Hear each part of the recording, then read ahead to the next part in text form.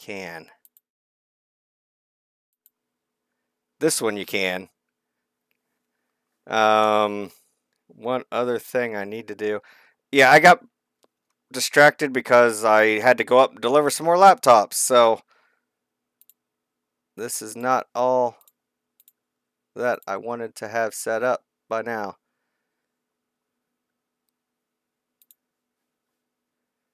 Okay, switch to presentation.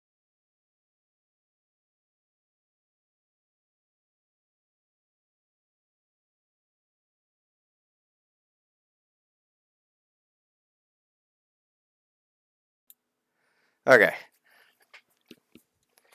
If there is an address on your screen now, and if I can find my window, you can use the chat.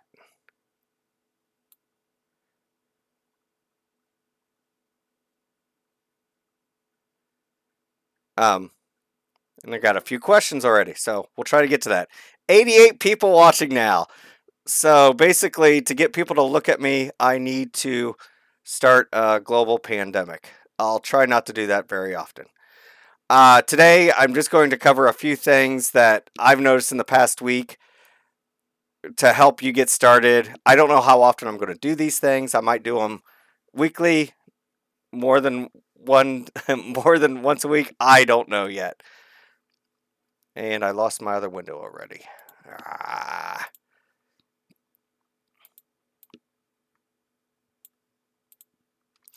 So today,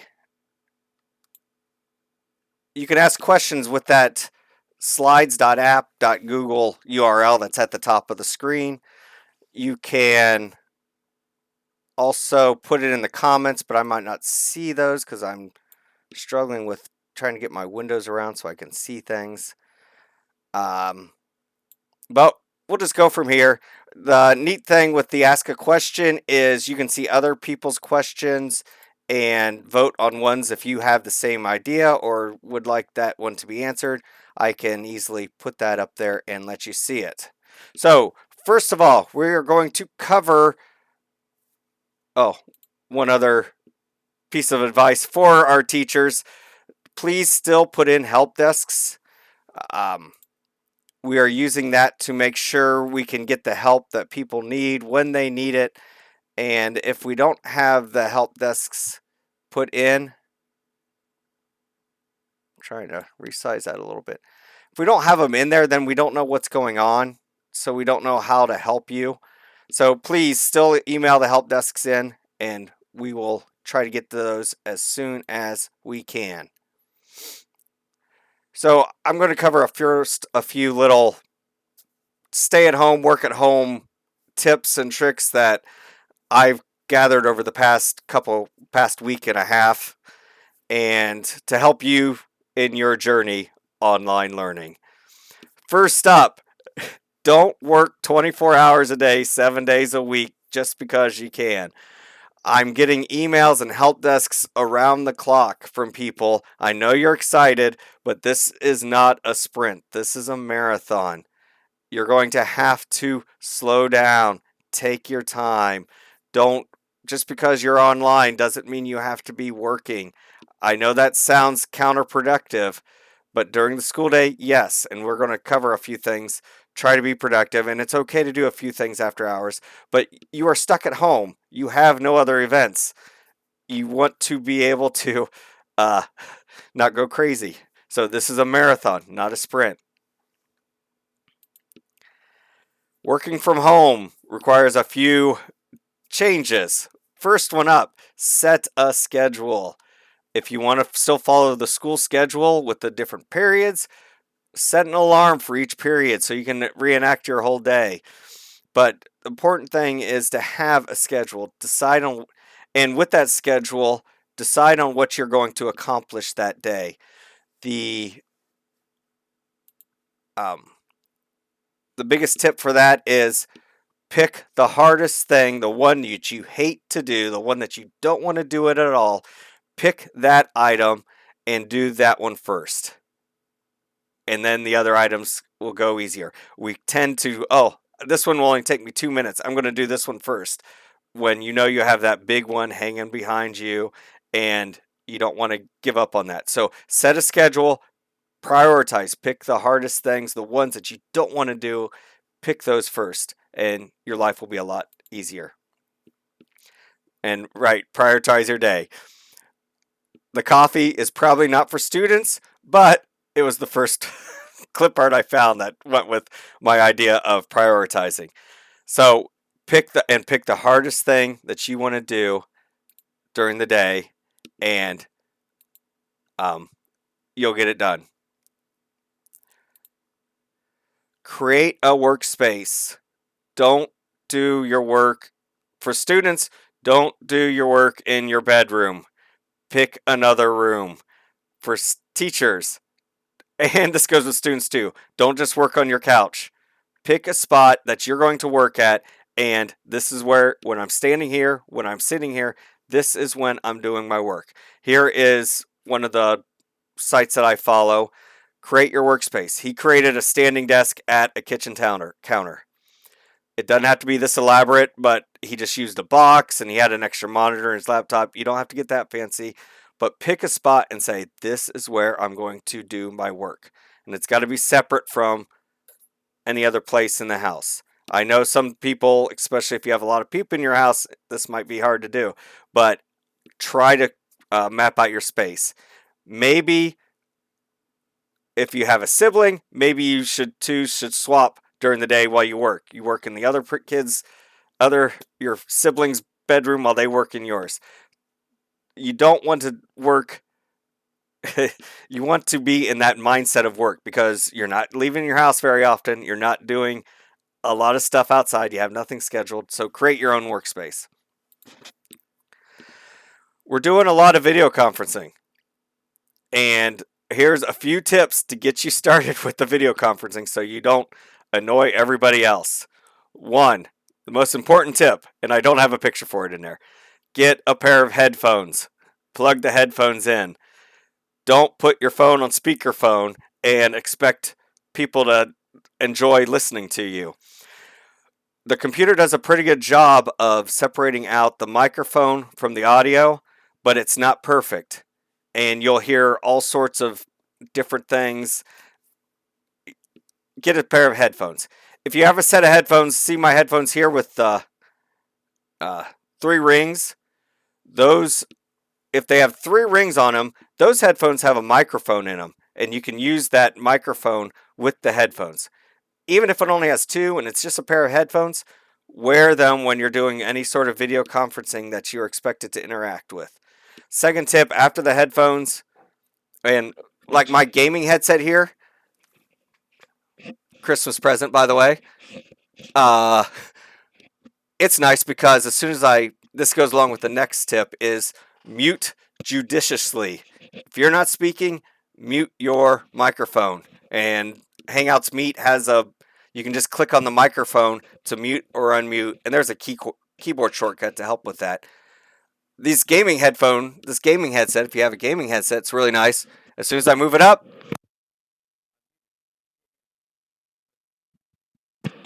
as soon as it's moved up, it's muted. And you notice you couldn't hear what I was saying. Those 2 tips, headphones, mute judiciously, will help you a lot. And we also have a comment saying, do not go to the bathroom during the video conference. Yes, please do not take your laptops into the bathroom. That's good news for everybody. What's up next? I had a help desk today about, do we have hotspots available? The school district does not have hotspots available. I'm going to start looking. Sprint's been bugging me, so I'll see what we can do about hotspots.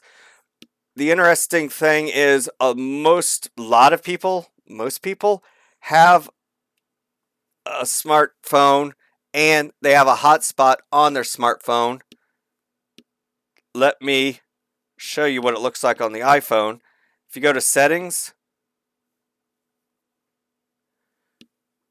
there is, oh, this is really readable. Look, down there, it says personal hotspot. I have a personal hotspot on this phone.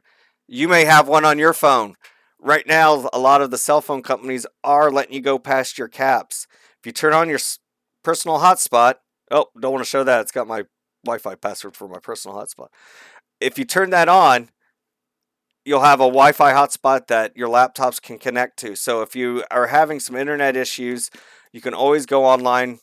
I shouldn't say always. There's a chance you could go online through your smartphone. If you have questions, contact your smartphone carrier and ask them, hey, what's the deal with the hotspot on my phone?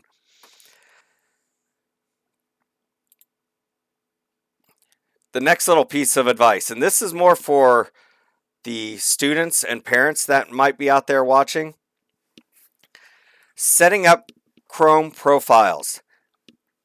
Let's go over to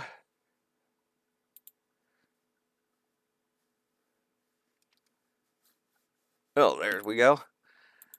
On the online learning resources, I have parent resources. And underneath there, creating Google Chrome profiles for each child, and there's a video. This is done by my good friend Eric Kurtz. And what that means is, over here in the upper right corner, see I'm logged in as Donald Duck here. I can pick other people. So if I pick, I'm logged in as Donald Duck, and we're going to change one thing. I'm going to change my theme so you can see what it really looks like. Let's do this nice little oceanic. So if you follow those directions on managing Google accounts, and Eric really goes into depth of what it means when you're signed into Chrome, because I've had to deal with several parents. They have multiple children using their computer, or their parents have a Google account, and the students can't get on Google Classroom because it thinks they're one of the parents' accounts. If you set up different profiles, that solves a lot of that issues. So I can sit here and switch to my school account, and so the Donald Duck has this nice greenish oceanic. If I switch to my school account, and I've got it bring up on a window here, it's totally separate. It has my picture up here, but see how the theme's different? So this one, anything I do in my school account is totally separate from Donald Duck. So if you are sharing a computer, be sure you go to the parent resources on the Keep Learning site so you can figure out how to set up profiles. So I'm following the chat. Wearing shorts, it's not short seasons yet. So we'll talk about that later. Where's my slides?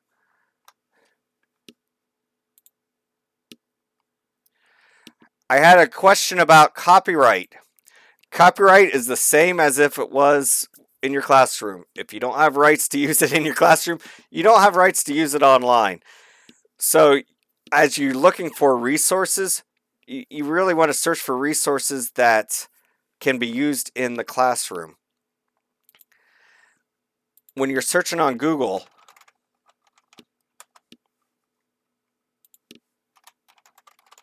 and trying to find resources that you can use, let's go to images.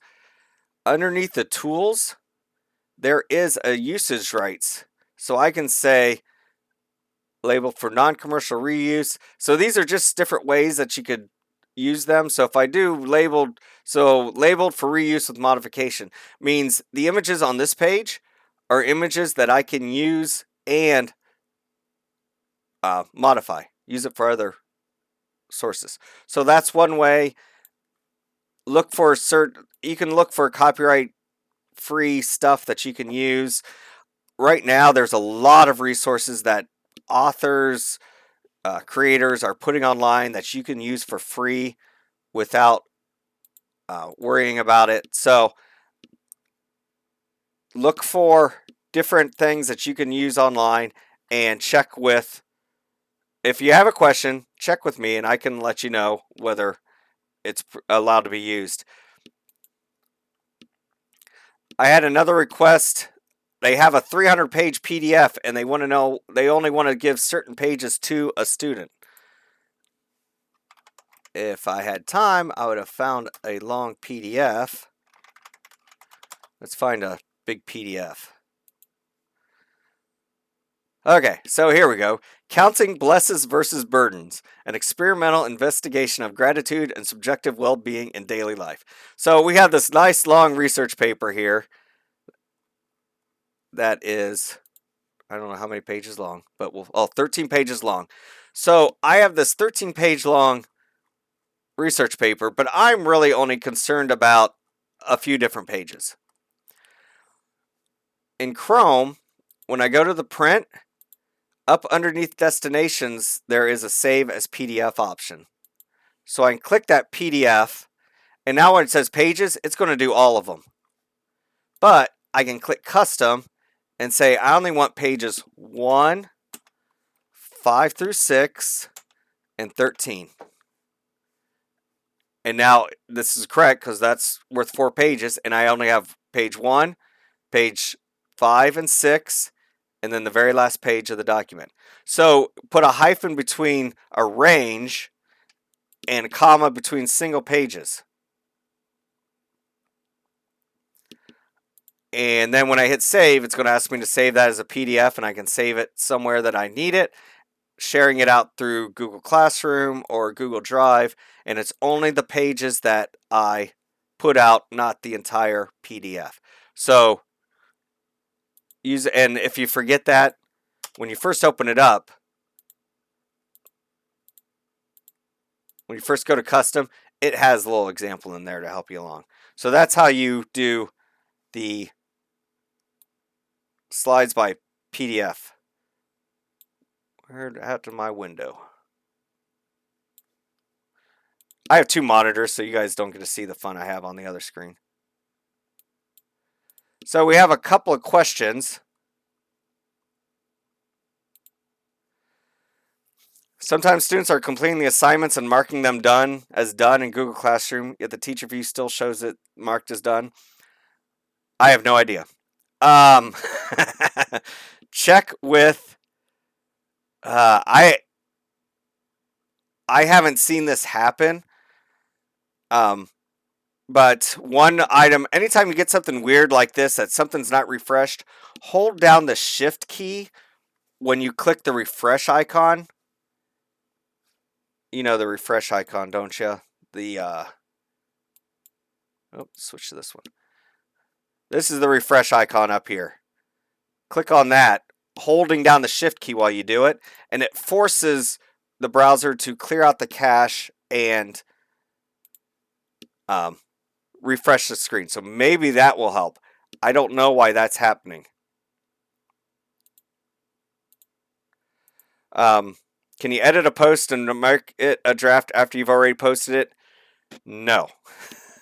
Google Classroom does not let you change any of that. Once it's posted, it's posted. The only thing you can do is delete it. What I would recommend doing is when you're in Google Classroom, always save as draft or schedule every item. Do not post it unless you definitely want it posted right now. If you schedule it, then you can always modify it later. So you can even schedule it in 3 weeks, and then you can go back and post it when you're ready, or I would just set things up schedule. These are computers. Let them do the hard work. Schedule everything as much as you can, and then that's one less thing you have to worry about. So once you've made a post, it's done. You can delete it, but that's about it. I was working with another teacher, and we were testing assigning documents where it made a copy for each student. Google Classroom got confused after we did the same assignment, making copies for each student several times, and we got to the point where we had to rename the original document and then do the assignment. So just to save a lot of headaches, always schedule or save as draft until you're absolutely sure you want it to go out.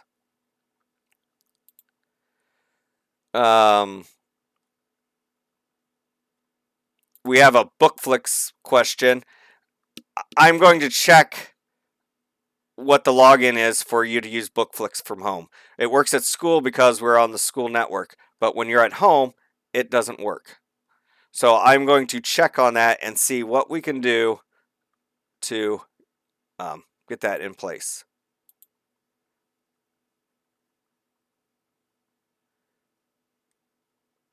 Oh, did you guys not see me do the monitor with the PDFs? Because I've got a comment now that the PDFs was not on screen.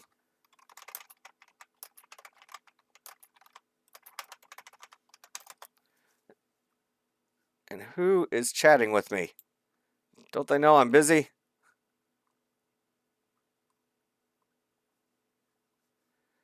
Okay, that's not something for us. Oh, go back to my comments. So the PDF, let me reshare my screen. Yeah, if there's anything going on, put it in the chat or give me a question about it because I can't watch and check all these things at the same time. So there is the PDF. Oh, hide that question. Get that out of here. I saw the PDF. Oh. So when you're doing the PDF, basically hit the print, select save as PDF, but under pages, use the custom. And they have the example there for the ranges. So you can do a range 1 to 5. You can just do separate. You can do 1, 3, 5 to just do those 3 pages.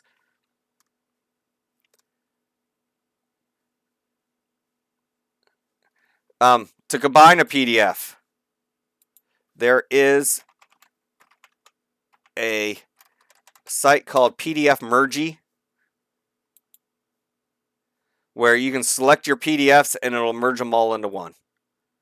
And you can give this access to your Google Drive account and merge them right from Google Drive. That also is an easy way to print out a bunch of PDFs, but since we're doing everything online, you probably won't be printing out a whole lot. Okay, no other comments.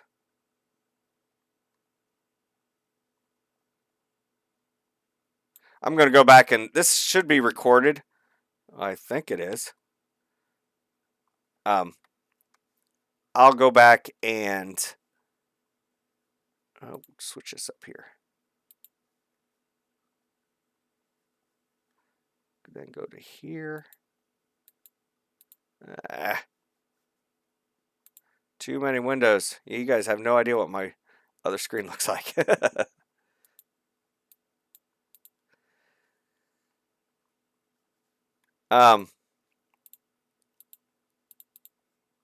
So, are there any other questions? There's been some comments down for ConnectEd. Are they getting logged in? A lot of mine selected the wrong Mrs. Kemery class. So, ConnectEd, you're going to have to go into ConnectEd, and so ConnectEd doesn't let me delete students. Once they're in there, they're in there. So every summer, I have to tell ConnectEd, remove everybody from the list. But that doesn't remove your old classes. So either rename, I think a lot of people renamed their old classrooms, their old classes, but I'm not sure. I never see that side. So I'm not sure what it looks like. Had a question about Google Classroom. Let me sign in as me. Let me open up Google Classroom. There we go. Let me go to my super secret learning extreme. All kids will be taken out of the penalty box. I'm taking them all out because they're having some issues and it's just going to be easier that way right now. To archive assignments, my grade assignment, I'm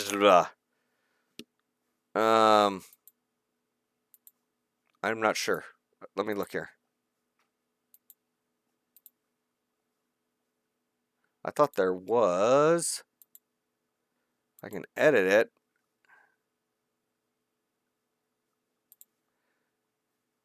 Huh. There's a way to archive a class, but you can't archive a...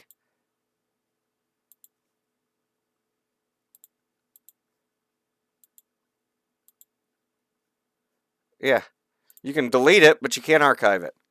So, um, you can um, delete the assignment, or let it fall out, because you can't even hide.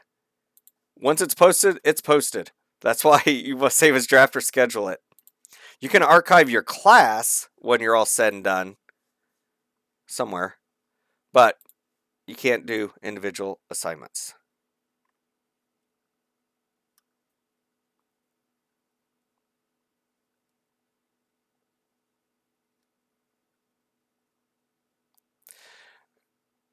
Da, da, da, da. Mr. Gilbert wants to know if a Logitech headset, if it has the three, any headset is better than none. And if it has the three rings, then it has a microphone in it. So that's better yet. There's a lot of, if you have a question you want me to answer, put it in the Google Slides, because I'm having troubles following the chat. There's the slides URL again, because there is a lot of comments and I don't know.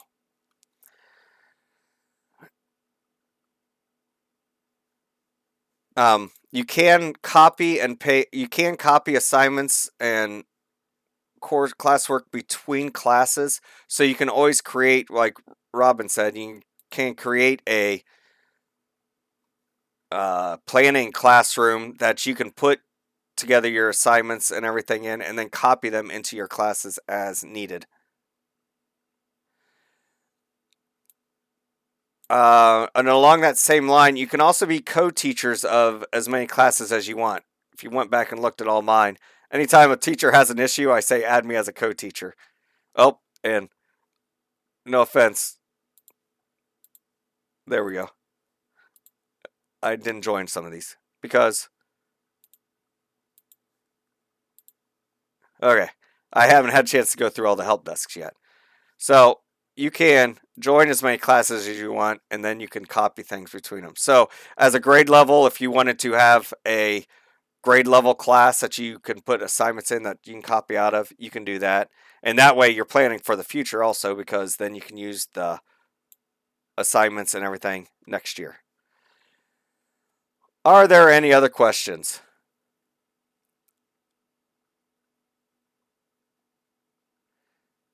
If you have topics for next time, I'll probably do it next Monday. And hopefully I'll have a better put together, so I'm not jumping around trying to do a million things at once. And including my theme song, which I didn't get to put in there. Oh, we got a new top question.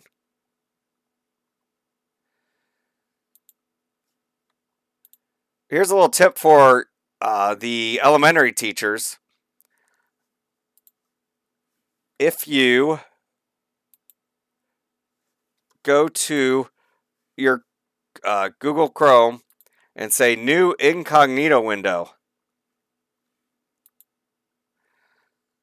you can sign in as a student in that window and see what they see. So if a student says, well, I didn't get this, or I turned that in, you can go log in as them and see I'm in the incognito window. You can tell it up here in the right corner. And here's all the classes that Donald Duck's a member of. So I'm signed in as Donald Duck into this, and it allows me to check work without having to, and I can also submit work, but that'll only work at the elementary level because you have access to all of their passwords. High school and middle school level, the students should be better.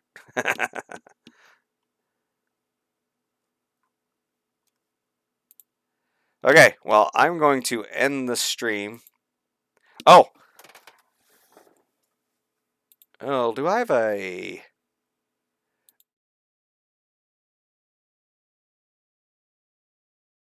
webcam scene? The oh,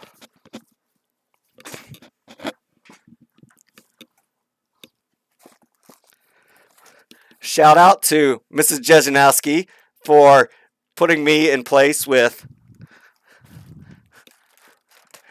my supply of ho-hos so I can get through the next few. Well, this will get me through a week, maybe. So I should be good to go for at least a week.